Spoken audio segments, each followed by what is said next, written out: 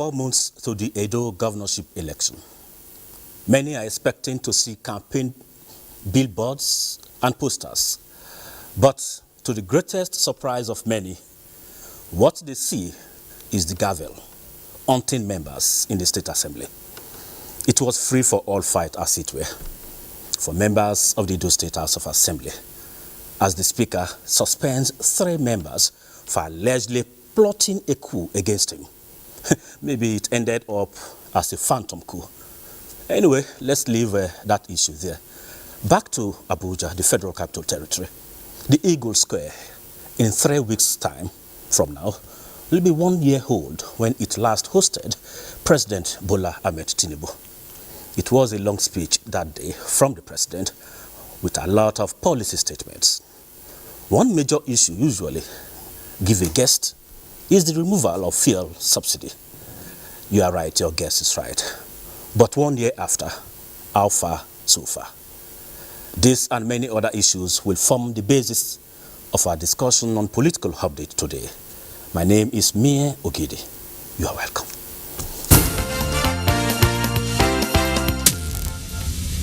Ahmed Tinubu, do solemnly swear that you will be faithful and bear true allegiance to the Federal Republic of Nigeria, that as President of the Federal Republic of Nigeria, I will discharge my duties and perform my functions honestly. Provision is there for fuel subsidy. The fuel subsidy is gone. Your Excellencies, most distinguished invited guests. These are some memories of May 29, 2023, when the President was sworn in at the Eagle Square. It was quite a long day. And with me in the studio is one of the supporters of the All Progressives Congress, who has been analyzing issues before the election and even after the election. But now that the President is counting down to 1 year in office, it's always necessary to bring him back to discuss some of the issues. And he is also has deep knowledge in the area of oil and gas. He's an engineer and a professor in that case. Joining me in the studio is Professor Keilani Mohammed. You are welcome to Political Update. Thank you, and good afternoon, Nigerians. So I think you are so excited that at least the takeoff is usually very important, and the President in 3 weeks from now will be 1 year in office. And that day, in as far as that speech is concerned, the issue of fuel subsidy is gone, was a major one. And you have a deep knowledge in this sector. Do you think the removal of that fuel subsidy and the policies implemented so far are at home with you? So far, so good. A former workers' representative in NMPC, so I know, as you said, the knowledge very well. You see, the 1 year, in the next 3 weeks, we shall be 1 year in office. And so far, so good. All the policies this administration doled out in the last year or in the last 1 year, is a very good omen for this country. You can see from the speech there, I was at the Eagle Square when he said the subsidy was gone. And all those marketers who have been enjoying the subsidy, he didn't go down well with them. Anyway, it's now history. You see, the Nigerian factor is what is the bane of this country. By the time you have good policies to move Nigeria forward, there are some people who are somewhere because of their personal ego, personal interest. They don't care either Nigeria to be or not to be. What they want is their own personal interest. And removing the subsidy I think the government realized a lot of money, which they are now using for the 8-point agenda of this very administration. And I'm happy that we are going to deliver this country to the promised land come 2027 by the grace of God. Let me take the area of the scarcity now that we have. After the removal of subsidy... But I think that scarcity, the queues are gone anyway, a few days ago. Yes, they are gone, but you don't know in the nearest future again they will reappear. No. Because there are some people who are somewhere, they just want to maximize profit by hook or by crook. We know we have early refineries which the government is now working on, and we believe very soon the Port Harcourt refinery will come up. That of Kaduna refinery, I went there last week when I traveled to Kaduna. It's about 40–46%. It's in progress, and that of Warri too. They are working on it vigorously as the president directed. So by the time all these refineries are back on stream, we will be able to have maybe more than half of what we import into this country. And you see, suddenly, these products, according to NMPC, is available. But the marketers kept saying they should increase, apart from the removal of the subsidy. They say we should continue to increase the fuel pump price. The government said no. It's just about the masses. And when the subsidy was on, government did it because of the masses, and this subsidy was not going to the masses. Exactly. So now they devised a means. And this means is there was a little supply gap due to logistics, and they capitalized on that. It didn't mean that they didn't give them fuel, but they hoarded. They continue to hoard these products.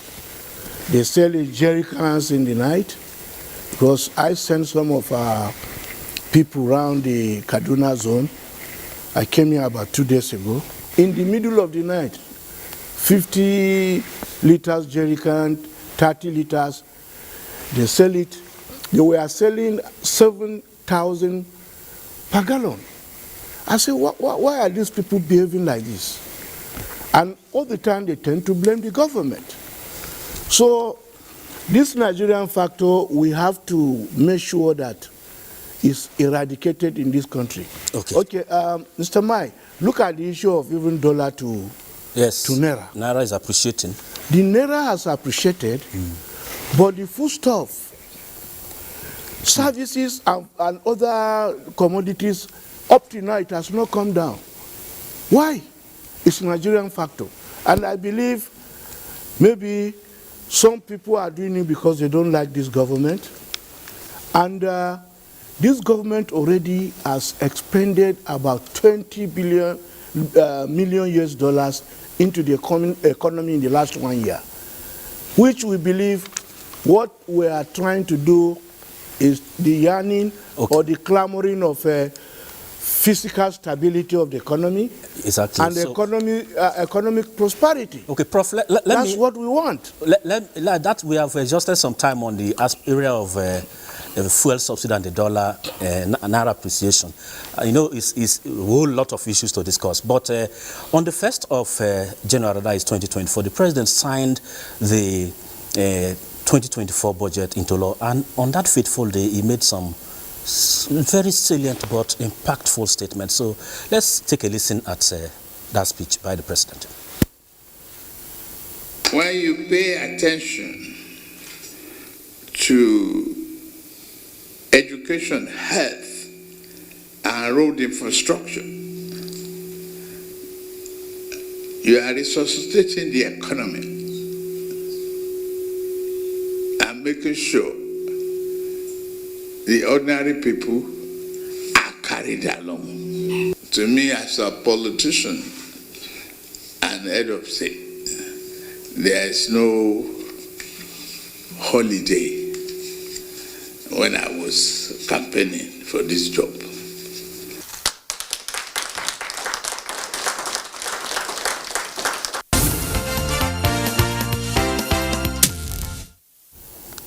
He made that statement on the 1st of January. That was New Year Day when he signed that the appropriation bill into law, and he said no holiday even on New Year Day. So let me bring the Prof in again at this point. Prof, the area of road infrastructure, education and health are some key areas he identified during the signing of the 2024 appropriation bill into law.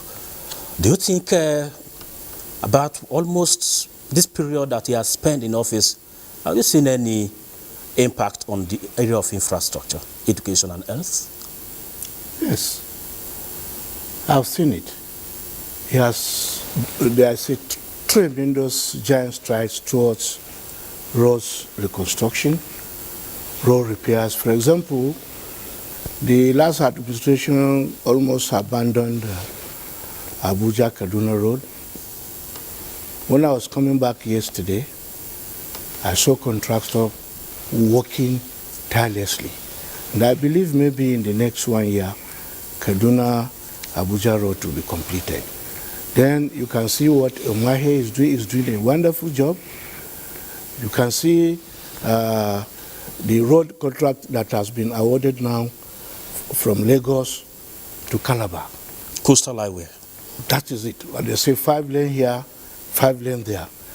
That will be fantastic for all of us. Somebody who wants to go to Calabar for business will go maybe under 3 hours to Calabar, come back that very day.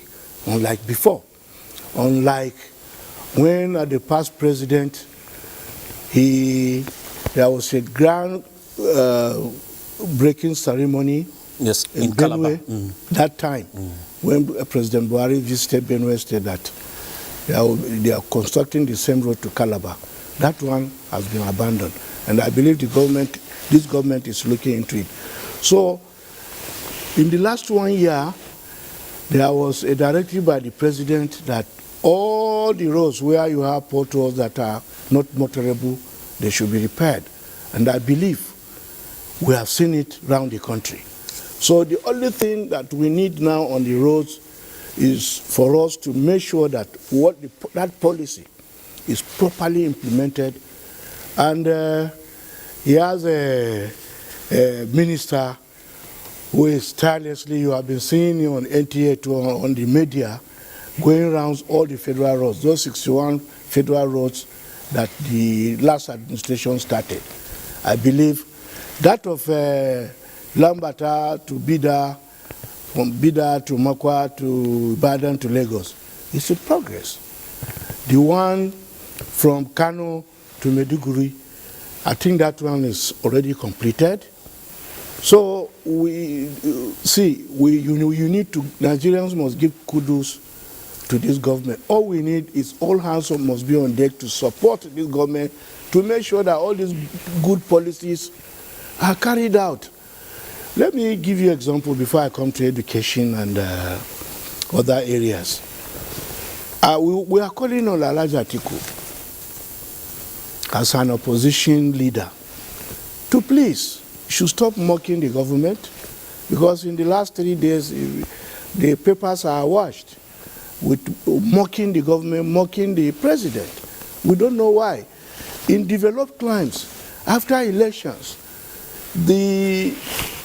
all those that lost out, they will come together, work with the government. Their interest is the nation, the national, the nationality of that country is what they are always after, so that the government will deliver the dividends of democracy to the people. But every time, as the government fired back yesterday, that is distorting facts just to manipulate for his own selfish end. Okay. We want him to please key in. Obviously, also key him. I heard him attacking Umeha about that Lagos Calabar Road. They are developing the roads for the people. People are suffering. So, Okay, Prof. on the issue of education, Prof, okay. a large sum of money has been allocated for education, and we can see the ASU today, are they on strike again? I think they have settled them, and we believe they have resumed fully so that the academic session will be going on smoothly without any problem. Exactly. So on education, I don't think we have a conducive atmosphere now for teaching and learning to take place. Okay. So on the issue of health, you can see the minister moving from one pole to another, that the money they earmarked, all these vaccines they have been importing before. We are going to be producing them locally here. And the government is looking at the primary health care from the polling unit to the local government to the state level. I think we are just, 1 year is not enough to appraise any government. But we have to just set an agenda. Yes, so the ball is already rolling, and we believe we are going to be there. Okay. Even on the issue of security, you can see that the government has been doing well. Okay. Recently, those terrorizing Abuja Kaduna Road, you can see, yes. And those that even attacked the train were arrested. They have been arrested. Yes, exactly. And one police officer mentioned yesterday that the man that at that Monday, they saw with him alone over 40-something AK-47. Okay, we will still come back and discuss more, but let's also visit Edo State, where elections are expected to take place, governorship elections September this year, and a lot is happening, because just yesterday, 3 lawmakers of the Edo State House of Assembly have been suspended indefinitely by the Speaker, Blessing Akpebuku, over alleged plot to impeach him and other principal officers of council of the House of Assembly. The Speaker made the pronouncement during Monday's plenary. The 3 suspended PDP lawmakers are members representing Akoko Edo, Donald Okugbe, member representing Orion South, Bright Iyamu, and their counterpart representing Esa North East 1, Ade Isibo. At the resumption of plenary, the Speaker, Blessing Akpebuku, alleged that the 3 suspended lawmakers were being influenced by external forces with the sole aim of causing chaos and disunity in the House. On the 30th of April, some members of this House plan to change the leadership of this House without policy, but to God with glory, they were exposed, and you know the meaning and consequence of that faith. By this act of trying to create satanic disorder in Edo State Assembly, by this mode, these 2 members are never suspended from this Assembly indefinitely. The Speaker's pronouncement resulted in a rowdy session, with the 3 suspended lawmakers vehemently opposing the Speaker's decision. By the rules of this House, you have no power to unilaterally suspend a member.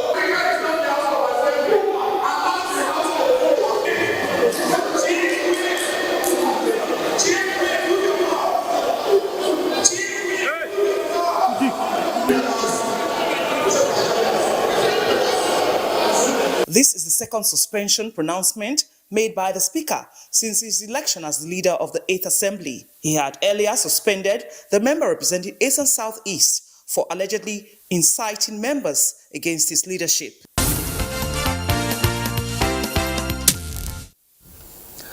So one was suspended before even the ones that were suspended again yesterday. That means 4 months to the governorship election, and 4 assembly members have so far been suspended. As we count down, maybe when we get to 3 months to the election, 1 will be recalled, so that 3 months to the election, 3 months to 3 members suspended. That is on the lighter note. Prof, you are a member of the APC, and the developments you are hearing from Edo State when they have just 4 months to the election, they sound so unpleasant. What is the reaction to it? I think Edo State is PDP. Yeah. And it's a good omen for us, because it seems they are in disarray. And the three suspended members are from PDP he kept too. suspending people. We are in a democratic setup, government of the people, by the people, for the people. Even if you want to suspend, you need to bring your people together in the state assembly, and then you put it into voting, not single-handedly suspending people.